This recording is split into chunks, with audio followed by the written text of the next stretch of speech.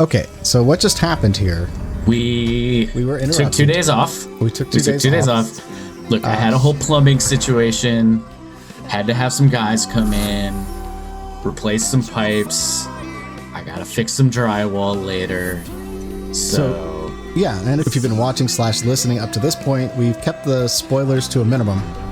And now I've actually finished episode 6, and we're gonna go just full all in, going all in. Yeah. So yeah, that's that. And okay, are you ready? I'm ready. You ready? No. Amalia is from the future. The future. And I think we saw like it okay, so much happens in episode 6 that I don't even know what show I'm watching, right? Oh yeah. It's some real Philip K. Dick stuff going on. Like, not only is it a totally different timeline and era, but it's actually a different way of storytelling as well, like the direction and everything. So it's you're watching a totally different show, and it's like, what? Like, I paused it and I was like, is this still the Nevers? I had to look and see if I was still watching the Nevers. Definitely. Because now we are no longer in the Victorian past timeline. We are in the future. Yes. And there is some crazy like technology assist going on. You got that dude who like swallowed or threw up a couple of glowing blue things. Don't know what those were. Who knows? Don't know. Future blue puke, glowing puke. These guys, evidently the Galanthi helped propel technology in some ways and enlighten some people. It's starting to feel like Scientology a little bit. Right? Yes. Okay, so they threw a Galanthi into a volcano, which then created spores. Exactly. Yeah.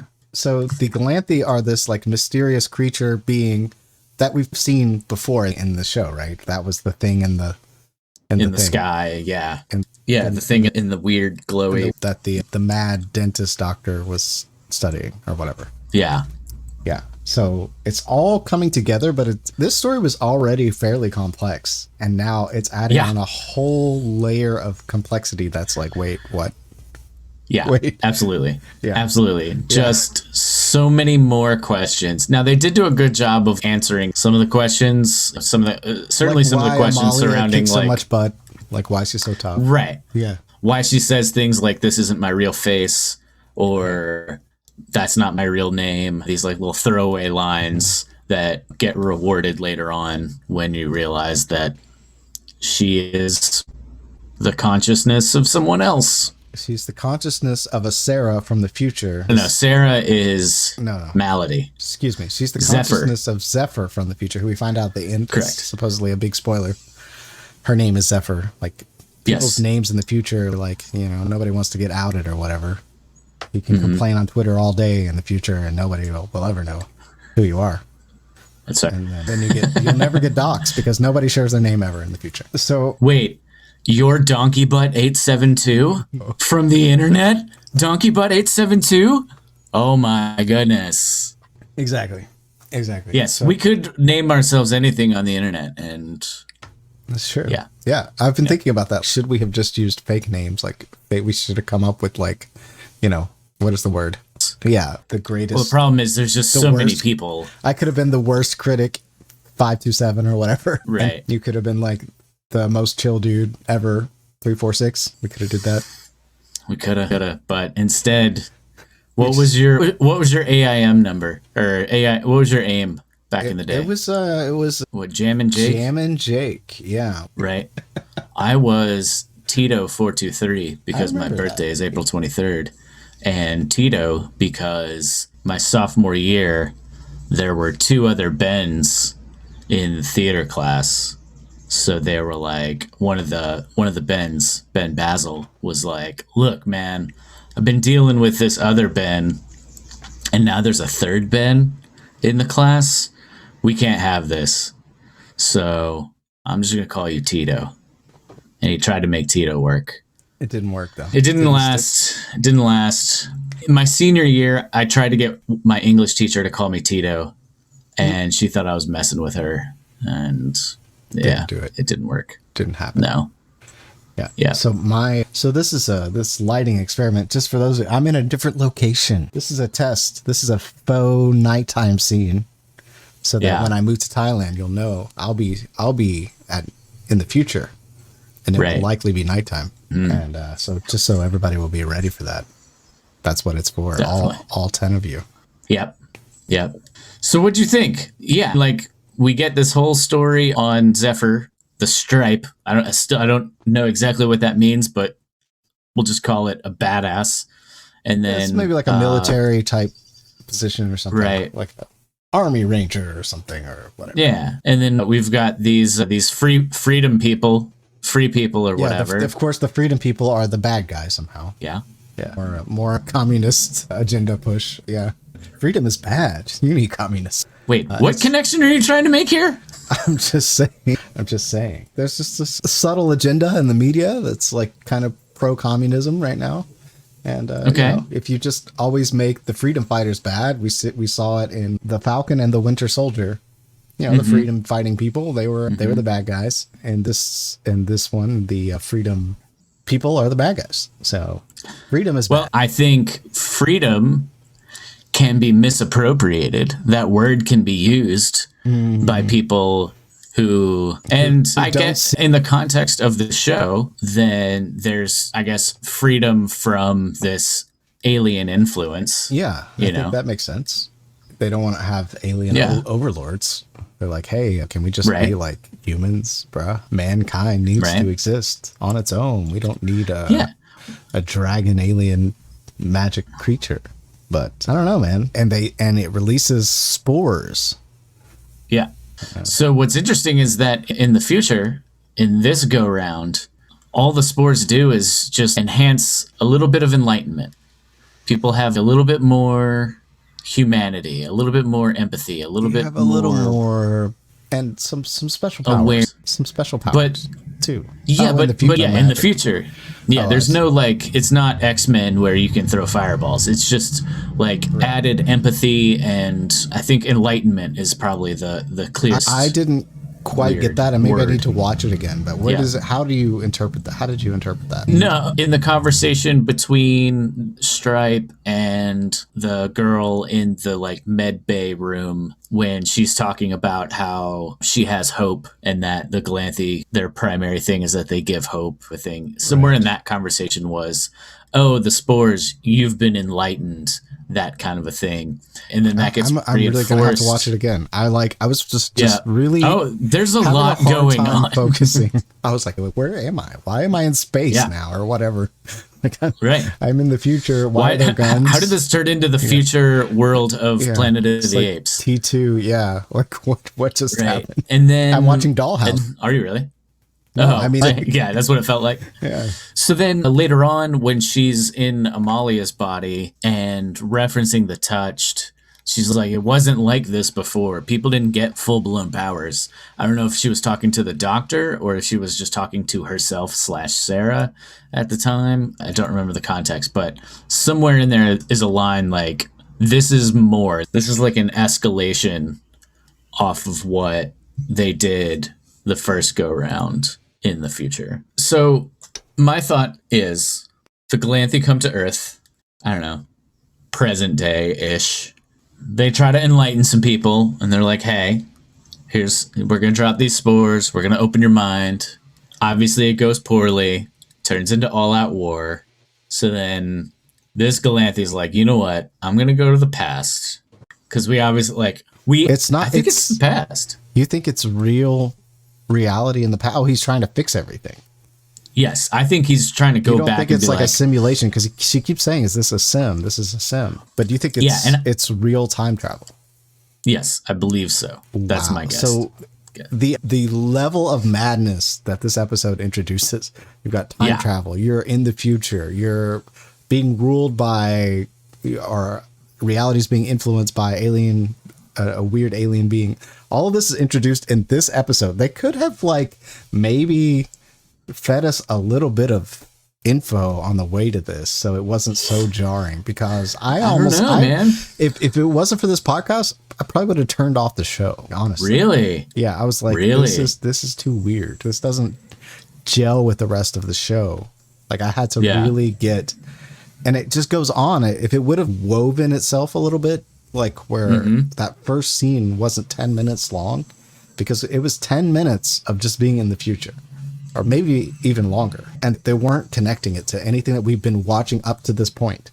So for me, it was just like really jarring. Like I was like, wait, what? Just like maybe just kind of just wove it in like a flash or something. So at least we knew we were going back. It wouldn't have taken me so far out of it. But maybe that was the point. Maybe it was just like, hey, by the way, this is a futuristic, even super sci-fi or weirder show than you thought you were already watching. Right. Yeah. No, I think for a show that like that uses the terminology turn as like, what's your turn? And that being like your trick or your power, your special power, for the show itself to take a turn, you know, I just thought it was a bold choice. It was a bold choice. I'm invested enough in the characters in the 1700s to want to know how that's going to turn out. Yeah, it's just for me. It took a minute to plug back in. And then the things with her doing the thing, it was like, okay, obviously this is going to connect somewhere with her being somehow like some sort of connection with Amalia. So yeah, it was stark, don't worry, but it wasn't a turnoff for me. Yeah, just what I didn't understand is why they didn't, like, we get enlightened that this story is about something else, but we don't actually get any new story or new information. The only thing we know that's new, like moving forward plot wise, like the only thing we know is that's new is like we have a different perspective, a different frame of reference. But like from where we were going, we don't have anything new. In fact, they found the Galanthe in the 1700s or whatever, and I thought that would be important enough to where they would speak about what they're going to do with it or go. But they just left and were like, we're out of there now. It's not like, hey, we found the thing. Like this is the thing that we've been looking for the whole time. Like maybe talk about that a little bit. I don't know. It's not like they can. It's not like in that amount of time they were going to be able to free it from the rocks. And at the same time, it just wasn't clear what they were trying to do. Was that what they were trying to do? Free it? I think even sure. I don't know. Because part of Myrtle's translation of Mary's song was basically like, I'm down under the ground, come find me. So in my mind, it was a rescue mission. But then you get there and you realize there's nothing that the one person can do. It's not like she's going to grab a chisel and free him from the rocks or whatever. And also, when she got there, the Galanthe was like hiding in its egg thing or in its chrysalis. It's not like it like winked his eye or anything like that. So I think from a plot standpoint, the Galanthe wanted her to come down there so that it could communicate with her, and that's what we see in that as she's falling back, those like quick series of visions and memories and stuff. So you think it told her something, and we leading don't know her in the next direction. Yeah. I think the main line that we hear is, "So, do you think you're the only one who hitched a ride?"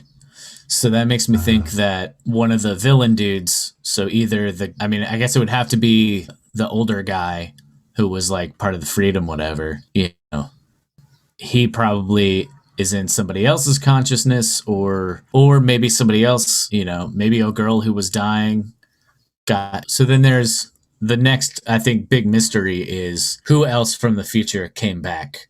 Is it Sarah/Malady, you know, with her I only kill angels? Don't know where that's going. Is it Lord Wesson? Is it the Beggar King? There's a lot. Is it Girl in the Wheelchair? Like who else is somebody from the future that we don't know of? Yeah, so it's going to become like, this is way more T2 than I expected it to be. Yeah. This is. Yeah, definitely. Yeah, which T2 is one of my favorite. Oh, it's great. Absolutely. So the idea that we're going to save humanity by an alien coming down, sitting us back in time, giving us powers in the past, and then somehow enlightening people, that's pretty wild. Pretty wild. Yep. Oh, yeah. It's a wild show. It's a wild show, that's for sure. It's way deeper than I gave it credit to. Adding the concept of enlightenment or that type of thing. That's more of a spiritual type of thing, generally speaking. But there's also like plenty of like middle of the road God stuff with like penance. She's like very much on the God has a plan for me. So yeah, so there's a general Can we spirituality. talk about how fast Penance accepted that Amalia is from the future? That was quick. Well, a thing, a blue like sea chariot flew through the sky, dropping spores on everybody, and them gaining like magical powers, and it being like, let's say, probably 2 years before she meets Malia. So having somebody come in and be like, by the way, I'm from the future. My name's Zephyr. I'm somebody else. It's fine. Yeah. Weirder things have happened. Yeah, that's for sure. Some weird stuff. A lot of weird, strange things are happening in the show. And the guy who was the freedom guy, he actually looked dressed like kind of like a wizard or something. Like like a magisterium type. Yeah. Oh man, I can't wait to see the final season of that. I hope they do it. Yeah. Great show. Also, I didn't realize Joss Whedon's out. He's not attached to the show anymore. Wait, what? Yeah, Joss Whedon, he left in January. I think that's why there's the series break. I think the statement he put out was just that it was like being a showrunner again was just like too much. He was like, there's too much going on. I can't. And he stepped away and somebody else took over. Who knows if it also has to do with all the other like weird stuff that surrounds Joss Whedon. But for the show, he was show running with a partner from the get. Right. So I think it should be a pretty smooth transition, and maybe this. Yeah, I'm not worried about it's gonna like take a huge directional turn or anything like that. I'm not. I think, like I'm sure his fingerprints will still be on it. He wrote the whole thing. So as far as the day to day, do you want to show up and is it gonna say directed by? Is he gonna direct any further episodes? Yeah, probably not. Who knows? Maybe the finale or something. But yeah, sort of. So does this make you more intrigued for part 2 of the season, or at the beginning? I was so turned off. Like I was just like, I don't know, it's too much. But the more we talk about it here, actually, the more I'm kind of on board. I think it could get even weirder, and now I'm okay with that. Whereas before, I was like, okay, I really enjoyed the world that we were in, absolutely Victorian world. But now we're seeing that it's alien future technology, and it's a little bit much to wrap your brain around, that there's a lot going on. Time travel, and these people are also other people in different bodies. So it's a whole lot. It's a lot of stuff to take in. And is she just in someone else's body now? Where did that person go? You start to get into these weird philosophical things, but the more we talk about it, the more curious I am, and I'm looking forward to watching the next episode. Any final thoughts for you? Yeah, no, I wasn't sure what to expect out of this show, and I was expecting something like way more surfacey, and it is way more in depth, way more like dense. There's a lot of detail in each character, I think. Yeah, it's way. So I like it. I like more the complicated than we thought it was. Also, we didn't quite touch on this Malady thing, but I feel like you might be right about Malady being someone else that came from the future, and maybe she's the freedom fighter or whatever, and that would explain why she's so willing to just be murdery. But at the same time, it doesn't make sense because isn't she touched also? I don't know. There's some kind of something. Yeah, but Amalia's touched as well. She's got her like future vision stuff. Yeah, if you're touched though, you're essentially on the side of the Galanthi by default. Whereas Malady seems to be, I'm not sure what is her name. Right. Like there's obviously something special about her, or they wouldn't keep showing her story. But what that is, I don't really get. Yeah. Yeah. Hopefully they can put everything in a neat little package for the next what are they going to do? 6 more episodes? I guess. I have no idea. It's a surprise. I didn't think I wasn't even sure I was going to watch the show. Yeah. Having a show like this on television, I think it's good. It's good. Can put a lot of thought-provoking stuff. Yeah. I can't wait to watch the rest. And also, if you've been watching the podcast and you think we're doing all right, make sure you give it a thumbs up or whatever. Especially if you're on the YouTube, just do the thumbs up. You don't have to subscribe. You don't have to share it. Just hit the thumbs up. That helps. Bare minimum here. Just the bare minimum. And on that note, I think that's about it. Do you have anything else you want to share? No, man. I think I'm good. All right. We'll just do the bye. Bye. All right. See you next one. In the next one. All right. Yeah.